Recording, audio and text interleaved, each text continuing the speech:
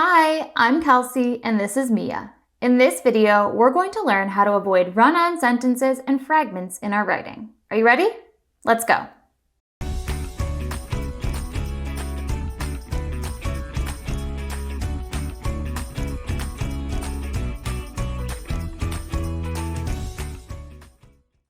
Let's begin with that basic building block of written communication, the sentence. You know that a sentence expresses a complete thought and that a simple sentence has just one independent clause. To have an independent clause, you need a subject, a predicate, and a complete thought. You know, like, this stuff is easy. Subject, predicate, complete thought, check. But what if your sentence has missing pieces, like, such as rice and beans? Wait, what's the subject? Where's the verb? Or scanning the menu. Okay, there's a verb and a direct object, but where's the subject? These are not complete sentences, and putting a capital letter at the beginning and a period at the end won't fool anyone. What we have here are a couple of fragments, and you should never try to pass off a fragment as a complete sentence. However, you can add the missing pieces, like a subject, I've been scanning the menu, or a main clause, like, I'm not finding any sides I like, such as rice and beans. Always check your writing to be sure you have complete sentences. Look for a subject, which will contain a noun or pronoun, a predicate, which always contains a verb, and make sure a complete thought is being expressed. Before we move on, let's play a little game I like to call sentence or fragment. Writing a novel about a wild horse. Is that a sentence or a fragment? You're right, it's a fragment. It's missing a subject. Who's writing this novel? Okay, next one. Gentle, refreshing breezes at sunrise. Do you see a verb? Because I don't. No predicate, no sentence. This is a fragment.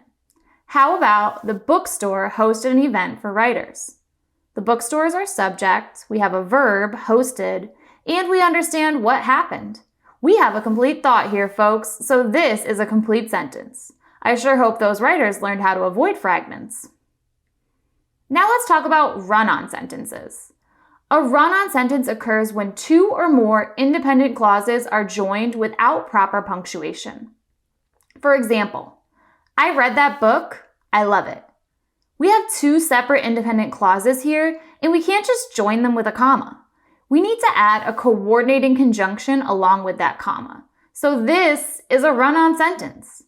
To make it a complete sentence, we could say, I read that book, comma, and I love it. See? This coordinating conjunction has to be there when you join two independent clauses. You remember coordinating conjunctions.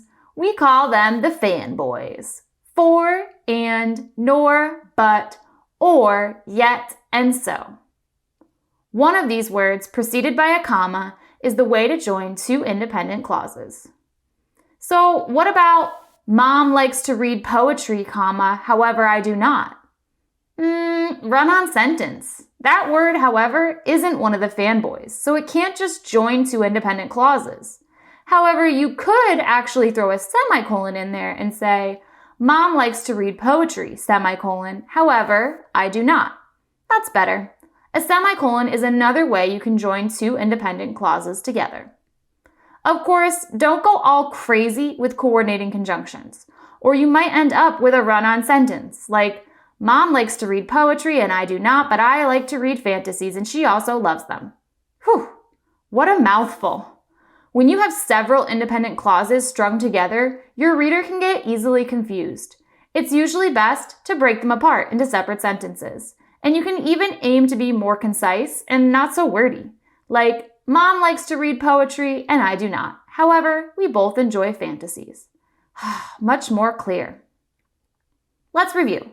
If you want to avoid run-on sentences, join your independent clauses with a comma and a coordinating conjunction, or with a semicolon. Also, keep your sentences clear and concise. Remember that, and you're sure to be a winner in the sentence game. Let's run back through what we've learned. A fragment is an incomplete sentence. It's missing something. To fix it, we need to either add a subject, add a predicate, or complete the thought. And a run-on sentence occurs when two or more independent clauses are joined without proper punctuation. To join them properly, use a comma and a coordinating conjunction, or use a semicolon.